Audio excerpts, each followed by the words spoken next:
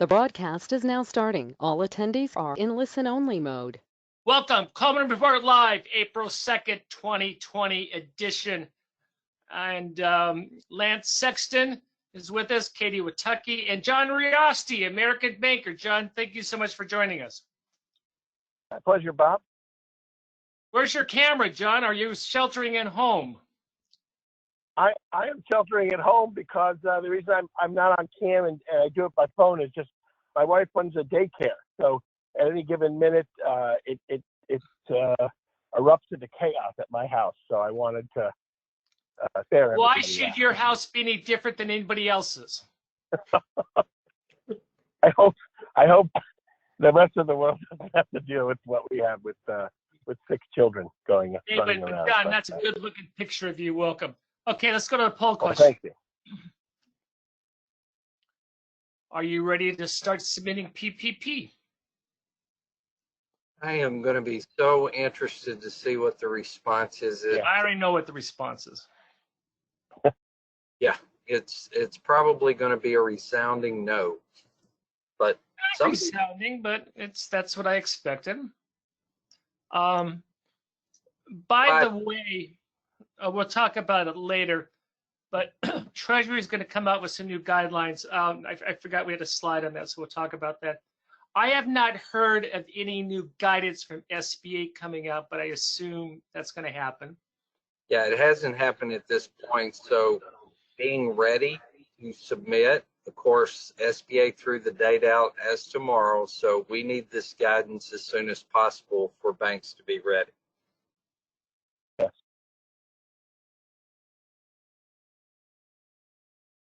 And so Bob is frozen. Do we have another poll question? Yeah, so we're going to move on. Bob, you're frozen. Poll question number 2 is about the interest rates. Yeah, is the 2%, 0.5% interest rate prohibiting your lending institution from making PPP loans? Now, keep in mind you do have the processing fee that you'll receive that's tiered based on the size of the loan, and under 350, the processing fee is 5% of the loan amount that's paid once the loan is dispersed. So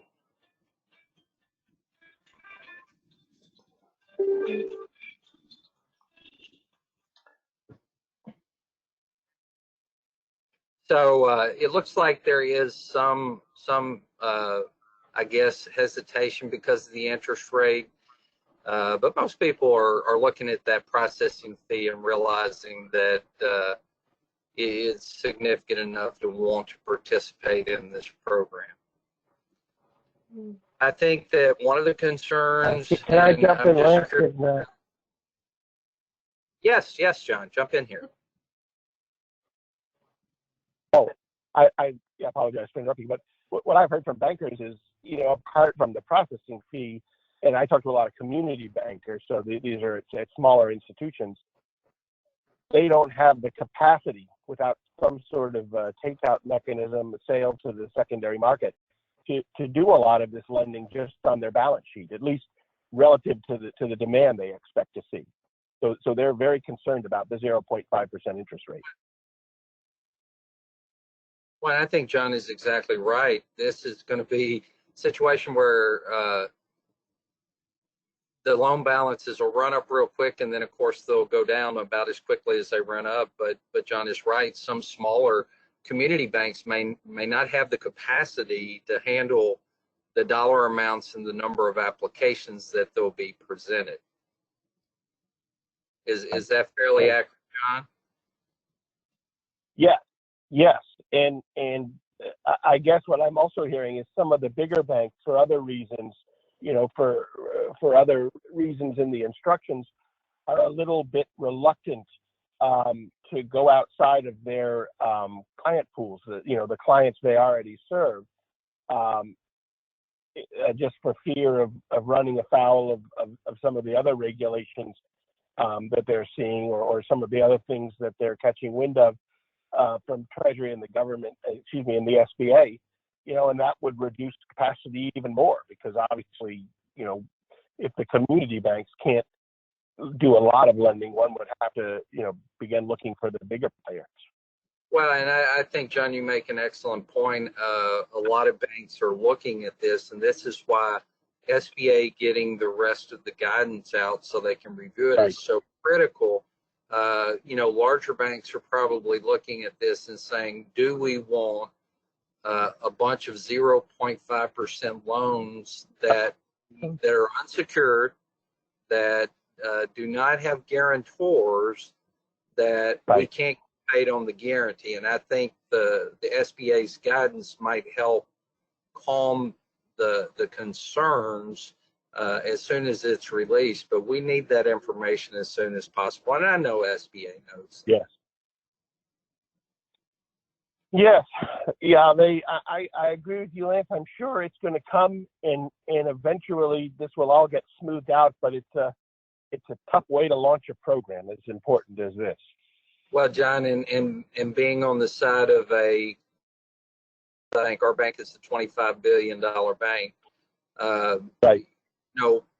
It's difficult to field phone calls from borrowers and say, we don't have all the guidance yet. We're getting ready. We're preparing, but we don't fully know how the implementation of this program is going to work, because there are other lenders out there that are taking the information received up to this point and putting tons of applications in their queue and saying, yeah, we're going to be ready to go. Well, the reality is nobody in the SBA lending world knows exactly how this is going to work right now. Oops. And Right. there are a lot of people, John, that are saying, yes, yes, yes, we know how it's going to work. Give us your app.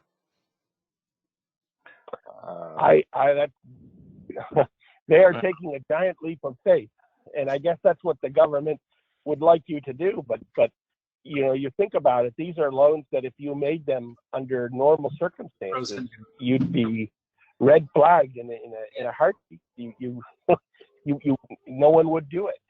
But now you're being asked to do it in a gigantic way. Yeah. Bob, are you back with us? I don't know. Am I? Yeah. You are. Okay. We've got the Was third. it just Orange County dropped out, or did you guys okay? I think it kept going, so I think we're good. Well, I've been reading articles about this. There's issues with everyone working out of their houses and bandwidth, so I apologize for that. So the third poll question: have you calculated your borrower's annual payroll expenses to determine the PPP loan amount? Yesterday we did a great webinar, and Bob had an attachment that was a calculation worksheet, and it's real nice. And is it in the attachments today, Bob? I believe it is. Yes, it is. Yes. Yeah, not surprised that 54% said no. I'm starting to play around with some calculations, but again, we're all waiting for SBA's guidance on the implementation of the program. John, what's your reporting? We talked a lot about it with Lance while you were Okay. you were up the air, but just bankers that I've talked to are a little bit beside themselves. They don't have the guidance they need right now, and what they see, the guidance they have, amounts to an unworkable program. And I know it's going to change. It may be as early as this afternoon, but what bankers see now with the 0.5% rate and loans that require no collateral and no guarantee, and may or may not be forgiven in full or in part, is an unpalatable situation. The regular, the golden little ladder, not quite. They're very concerned. Let's go to the chart. Regular and dark, and then it got. Okay. Let's go to the next chart, next page. Okay. Here we go. This John, this came from ICBA. They sent a letter to Treasury Secretary, and This would be anyway, these are their concerns. Interest rates below break even at 0.5%. Loan terms are unreasonably short. restrictions on use of proceeds, lender liability, i.e. a guarantee can be popped, and liquidity for the lenders. So, John, what do you think about those 5 concerns? Yeah. You obviously got some. Well, they work out to just what I was saying, a totally, unpalatable situation. And, presumably it will be corrected with the guidance in part or in full. I'd like to know what the thinking was, because, it's clear what the intent of Congress was, to get the money out in the quickest and least restrictive way possible. And somehow that got lost in the wash. Yeah, and I do not know the backstory. Do you know the backstory, John? No, I'm trying to find it out, but that's the question I'd like to ask is why, particularly about the rate. Because, when I talked to some bankers, they initially, in the run-up to the bill becoming law, they were under the impression that it would be priced at, at the normal 7A rate, which they felt was very workable and wouldn't cause problems. They were, a little taken aback at 4%, but they felt at least that offered the opportunity to make something work. But 0.5% is just unworkable. Yeah, unworkable. the And smaller, where did it happen? and you have to hold these for 6 months. It's going to blow up your Right. balance sheet. And anyway, the guidance Well- on these 5 items are supposed to drop. They could be dropping any second now. So, Well, John's comments, Bob, I didn't hear anybody getting real excited about not participating when it was a 4% rate and there was a processing fee. Right. Because you were being compensated properly for the risk associated with it. But when it dropped, and at that time they were talking about a 10-year deal, not a 2-year deal.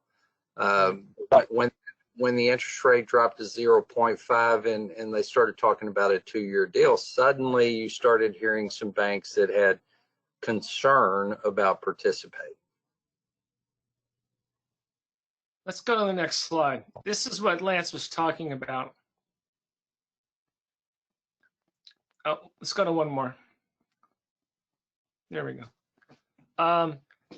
In your PDF, it's a full page that you can read. And Lehigh Financial, one of their CPAs, put this together. And it's a very great spreadsheet for you to use. I do not have the Excel file, so you're going to have to recreate it. But what it does, it breaks out how much of loan forgiveness you receive and what is the balance. So in this case, we have 580 versus 400 approximately. And I'm sorry, we have 380 maximum loan amount, and the forgiveness is 406. So in this case, it's a wash. But it's a pretty good spreadsheet in terms of how you can help your borrower and putting this together. Right, Lance? Absolutely. And I look forward to, I'm hopeful SBA provides some guidance. The underwriting on these loans should be pretty simple, Bob. They say you have to prove they were in business prior to February 15th. There's a variety of ways that you can do that. Hopefully they will provide what they think is a minimum standard there. One of the things I'd love to see, Bob, if they just said you had the first page of the tax return, which tells when the business was started, but it may not be that simple. And the other thing is proof of payroll. What is proof of payroll? Is it the IRS quarterly reports and annual reports, or is it a payroll spreadsheet? Is it something you generate out of QuickBooks? What is that? Well, I think that's up to the borrower and the lender. I don't think you're going to get that specific guidance. Yeah, and that's where the participant banks have some concern, Bob. How do we calculate that? What's supporting document? I'm going to try to get some questions here in. So let's go to those. Katie, did you want to talk about anything? Do you want to talk about Fraud Friday or anything? I'll talk about Fraud Friday tomorrow. If you want me to talk about Main Street, I can. Go ahead. Okay, sure. So I was kind of looking into tipped workers. I saw something the other day come up on Forbes talking about how 90% of restaurants and bars are small businesses, and a lot of those people rely on tips. It's estimated that about 4.4 million people in the United States rely on tips to make ends meet. And 2/3 of those are low income women, especially. So it's a large population that's really getting hit hard by not being able to do business right now and get their tips, because when you go to a restaurant, you tip your waitress. When people receive food that they're just picking up, a lot of times they're not tipping. And a lot of those people are, in fact, actually out of business completely. And I'm not entirely sure, maybe you have a better understanding of this. The new CARES Act does mention that there's an exception for tipped workers, but I'm not entirely sure how that's going to apply to the reduction. I don't know if they really clarified that ever, but it does sound like there might be something in there for tipped workers, and hopefully that'll be better than unemployment, because regular tipped workers can make between $150 and $400 in tips on a good night, and on unemployment they're looking at less than $200 a week. Yeah, even if you're only tossing them $5, tip these people that bring the food out to your car. Absolutely. All right, let's go to some questions. How exactly is the monthly payroll calculated, Lance? We're going to look at the year for those businesses that were in business for the year 2019. We're going to look at the complete 12 months worth of payroll. You are able to add in things like group health insurance contributions, retirement plan contributions, but we're going to look at 12 months. We're going to find out what the average is for those 12 months, and it will be multiplied by 2.5 to make a determination of the loan amount. Do you think there should be a minimum loan amount or number of jobs in PPP? That would be incredibly simpler to calculate if they just said, okay, you can have $10,000 per job or $5,000 per job. I have had, and Bob, I told you this before we started, we all know part of the bill is 6 months worth of payments for existing SBA loan customers, and that we should get more guidance on that implementation shortly. But I've had a number of small businesses tell me the 6 months worth of payments is going to be more impactful than what they could get from the payroll protection program. 6 months, yes, 6 months worth of forgiveness. Absolutely. Yeah. This is from a loan agent. CPAs are asking how they get paid for helping their clients provide the necessary information. It appears to me that the payment would have to come from the bank, because it's very clear in the law that the borrower pays no fees, no SBA guarantee fees, there's no ongoing fees, and it says that no fee should be collected from the borrower. So for those people who are acting as agents assisting small businesses, and see, that's another reason why dropping the interest rate to 0.5 may have been pretty problematic for most banks, because if you've got a broker, as an example, bringing you a PPP loan and you decide you want to do it, and let's say they want 2%, Bob, all of a sudden your 5% processing fee is now 3%. Yeah. So, but it appears, Bob, that someone helping somebody has to get paid by the bank out of the processing fee. I am confused as to whether rental expense is or is not forgiven. If I provided $1 million of funds based on 2.5 times payroll cost, and by the way, that's one of the ICBA recommendations. They want to increase that 25%.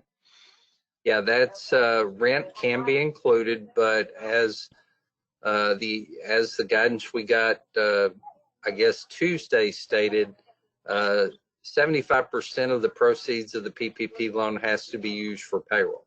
And I understand that, Bob. The purpose of this is to keep people employed, or to take people who were employed that got laid off and put them back to work.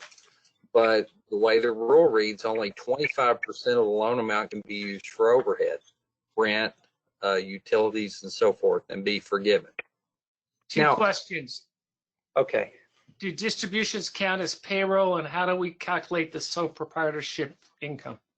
That is a very unclear. Yes, they can be, in a sole proprietor, self-employment income can be counted. It is not real clear at this moment how that is to be accounted for. And that's what I'm hoping we'll get additional guidance, because a ton of my small business borrowers, Bob, are sole proprietors. What documents, if any, will require wet signatures? SBA will allow electronic signatures initially, but you need to get back to 6 days after the crisis ends and get wet signatures. Correct, Lance? That's correct, Bob. Are religious organizations excluded? I went out and said, I don't think you should do it in church because based on existing SBA guidelines, we do not have any specific items on that. You and I both, after our show yesterday, Bob, I dug in. There are websites that are telling churches, and now they're religious affiliated financial consultants, telling churches that they can get the PPP loan. And you and I both said, I don't think so. So I have launched a question to a friend of mine at headquarters and launched a question to the district director in my state. And both came back to me and said, I'm not sure, but I'll get back to you with an answer. Yeah. Can tips count as part of the payroll? We already answered that. Thanks to Katie, yes. Do you think they will postpone the application date? I have no idea.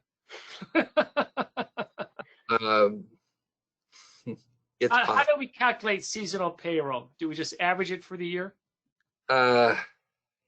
Yes, seasonal payroll is going to be kind of problematic. I think you're going to, if you have an example, we have a town called Eureka Springs that is a seasonal community. It has about a 6-month season. I would take the 6 months payroll in season, divide it by 6, and that'd give me a monthly amount. And the last question we're going to ask is, different banks have different opinions on payments to independent contractors, counting as payroll cost. You can capture 1099, but you're going to have to provide supporting documentation, copies of that report that you send to IRS with the 1099 information in it. Very good. On this, I lied. We can't get our CAF Capital Access account reset by SBA and knowing it. CLS.SBA.gov is responding. What do we do? That's a tough one. You need to email, call, and just keep doing it until you can get that. Yeah, they're overwhelmed right now, Bob. They're trying to, you remember when SBA 1 launched and we thought it was going to be one day and we thought it was going to be, they're trying to create a new process to handle all these PPP loans. And they're trying to do it in 7 days, basically. So I'm sure they're currently overwhelmed. I would just continue to call, email, and reach out to get it reset. But I don't think you should expect a quick response. Yeah, don't call because no one's going to pick up the phone. Hey, Lance, tell us about your webinar next week. Well, we're going to, it's kind of interesting, Bob. I've been talking for the last 12 months about how important servicing your SBA loan portfolio is. And we're going to talk about taking care of SBA loans that need deferments and other special servicing actions. I think that's going to be critically important as we continue, because let's take the PPP program and put it aside, which is very difficult to do. You have a lot of other SBA loans. They're all going to get 6 months worth of payments from SBA. But what happens if this pandemic extends and we come out 6 months? You're going to have a good understanding of how to do workouts, deferments, and other servicing actions to help keep your small business borrowers operating. John, are you still on? No, he's off. John left. He's off. Yeah, I heard Virginia is going indefinite. So, hey, thank you all very much. We will I got a ton of questions. I apologize for those of you who send me questions directly. I simply don't have time to respond. And I put in my autoresponder that we will try to get to many of these as possible during this show. So, Joseph, let's always make sure we keep at least 5-7 minutes available to answer these questions. With that, thank you very much. We'll talk to you tomorrow. Thank you. Have a good day.